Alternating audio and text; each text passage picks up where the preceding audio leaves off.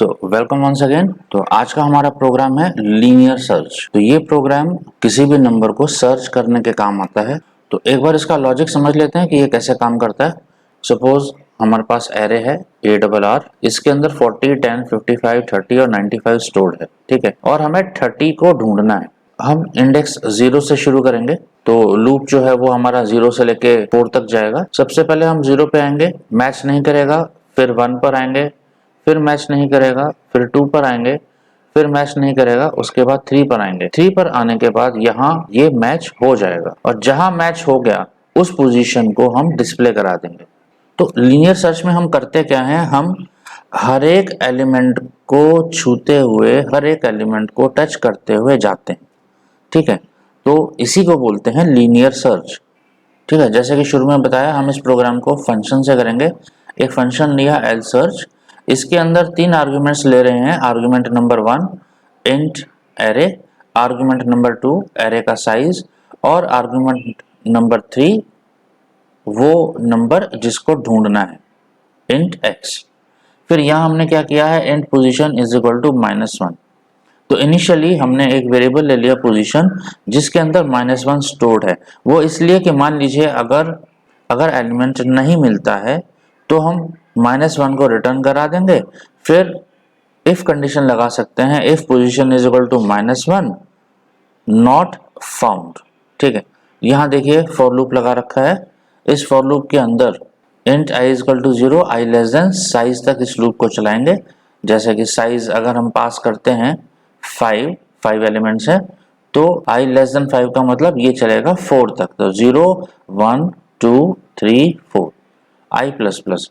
इसके अंदर हमने इफ कंडीशन को यूज किया है, if array i double equal to x।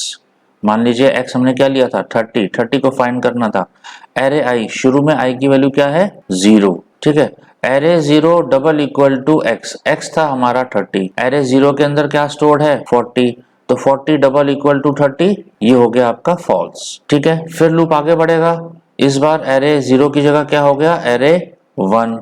Array 1 double equal to 30, जब कंडीशन मैच होगी तो इस बार एरे 1 में स्टोर्ड है आपका 10। तो 10 डबल इक्वल टू 30, फिर से ये कंडीशन फॉल्स हो गई। 55 पर भी फॉल्स हो जाएगी, 30 पर जाकर के ये कंडीशन ट्रू हो जाएगी। इसका मतलब, अब ध्यान से देख लो, एरे 3 पर ये कंडीशन आपकी ट्रू हो जाएगी, ठीक है। एरे 3 पर स्टोर्ड है आपका 30 double equal to 30, this becomes true. True के केस में हमने क्या किया है, यहाँ देखिए। ट्रू के केस में हमने पोजीशन की वैल्यू को चेंज कर दिया है और यहाँ पोजीशन हो गई है आपकी, पोजीशन इज इक्वल टू आई की वैल्यू थी 3, ये आपको ध्यान रखना है। तो हम रिटर्न क्या करा रहे हैं, रिटर्न करा रहे हैं पोजीशन। तो या तो पोजीशन -1 रिटर्न होगी, या जहां पर फाइंड हुआ वो पोजीशन रिटर्न होगी। इस केस में पोजीशन रिटर्न होगी 3। तो जब हम यूजर को डिस्प्ले कराएंगे तो हम कुछ ऐसा डिस्प्ले कराएंगे, the element is found at position POS। तो POS की वैल्यू में +1 और कर देंगे। +1 इसलिए क्योंकि 3 अगर डिस्प्ले कराएंगे तो यूजर को लगेगा कि थर्ड पोजीशन, क्योंकि यूजर को लॉजिक्स नहीं पता, यूजर को यह नहीं पता कि पहला एलिमेंट 0 पोजीशन पे होता है। तो इसलिए हम +1 करके उसको बता देंगे it is found at 4th position, ठीक है। एक बार मैं इसका कोड आपको दिखा देता हूं। ऑलरेडी एक प्रोग्राम बना रखा है, यहाँ देखिए लीनियर सर्च का।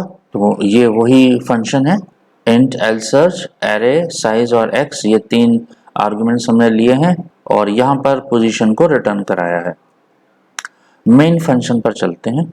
इंट मेन वॉइड, और वॉइड की जरूरत नहीं है वैसे लिखने की, आप चाहें तो इसको हटा सकते हैं। यहाँ हमने वेरिएबल्स लिए हैं, इंट एरे 100, i साइज और x। हमने सबसे पहले यूजर से पूछ लिया एंटर नंबर ऑफ एलिमेंट्स, तो यूजर इनपुट कर देगा साइज के अंदर। फिर हमने एलिमेंट्स इनपुट करा दिए फॉर लूप लगा करके, ठीक है। उसके बाद यूजर से पूछा enter element to be searched in an array, और वो वेरिएबल हमने यहाँ पे स्कैन करा लिया। इसका मतलब x के अंदर यूजर इनपुट कर देगा। फॉर एग्जांपल हम डिस्कस कर रहे थे 30 को फाइंड करना है, तो एंटर किया जाएगा 30। ये है आपका फंक्शन कॉल। हमने फंक्शन को कॉल किया, int result is equal to L search, जो भी आप फंक्शन का नाम देना चाहते हैं, मैंने एल सर्च दे रखा है, आप एल सर्च दे दीजिए। एल सर्च, इसके अंदर 3 आर्गुमेंट पास किए, एक तो एरे, दूसरा साइज और एक्स। ठीक है, एल सर्च फंक्शन अपना काम करेगा, जो भी लॉजिक अभी अभी डिस्कस किया था उसके अकॉर्डिंग पोजीशन रिटर्न करेगा। जो भी पोजीशन की वैल्यू होगी वो रिजल्ट में आ जाएगी।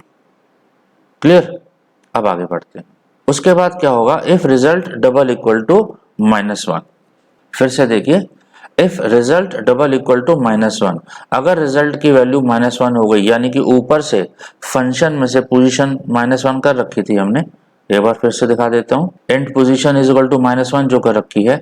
मान लीजिए लूप पूरा खत्म हो गया और ये इफ कंडीशन कभी मैच ही नहीं हो पाई, इसका मतलब क्या हुआ, इसका मतलब एलिमेंट मिला ही नहीं, तो पोजीशन इज इक्वल टू आई, ये लाइन एग्जीक्यूट होगी ही नहीं। इसका मतलब ये हुआ पोजीशन की वैल्यू सिर्फ -1 रहेगी, तो -1 रिटर्न हो गई मान लीजिए, है ना। तो इधर इफ रिजल्ट, तो रिजल्ट की वैल्यू -1 हो गई, -1 डबल इक्वल टू -1, तो हमने क्या डिस्प्ले करा दिया, element is not present in an array. Else, अगर ये कंडीशन फॉल्स हो जाती है तो रिजल्ट के अंदर ऊपर से जो पोजीशन आई थी, इधर देखिए, element is present at index, क्या डिस्प्ले करा रहे हैं, रिजल्ट +1। तो 30 के केस में, अभी जो एग्जांपल डिस्कस किया था उस केस में पोजीशन की वैल्यू 3 रिटर्न हो रही थी, तो यहाँ क्या हो जाएगा, 3 + 1 4, तो स्क्रीन पर क्या आएगा, 4। ठीक है, मैं इसको अब रन करके दिखाता हूँ। यहाँ देखिए नीचे प्रोग्राम एग्जीक्यूशन आपका शुरू हो चुका है। Enter number of elements in an array, 5 numbers enter करेंगे, एंटर 5 एलिमेंट्स। ठीक है, 5 एलिमेंट्स में रेंडमली कोई भी एंटर कर रहा हूँ, फॉर एग्जांपल 15 एंटर किया, 24,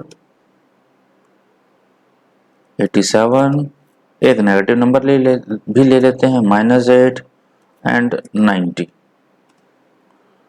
अब क्या पूछा जा रहा है, enter elements to be searched in array.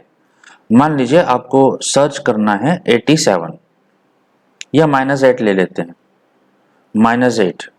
ठीक है, यहां देखिए आ गया आपका output, element is present at index 4। और अगर आप ध्यान से देखें तो 0 1 2 3, -8 की जो पोजीशन है वो 3 है, और हमने रिजल्ट +1 डिस्प्ले कराया था, तो जिसकी वजह से इंडेक्स आ गया आपका 4। सो ये है आपका लीनियर सर्च। इन केस अगर कोई डाउट है इस प्रोग्राम में, मुझे कमेंट करके बता दीजिए, मैं आपका वो डाउट क्लियर कर दूंगा। अभी तक के लिए इतना ही, धन्यवाद।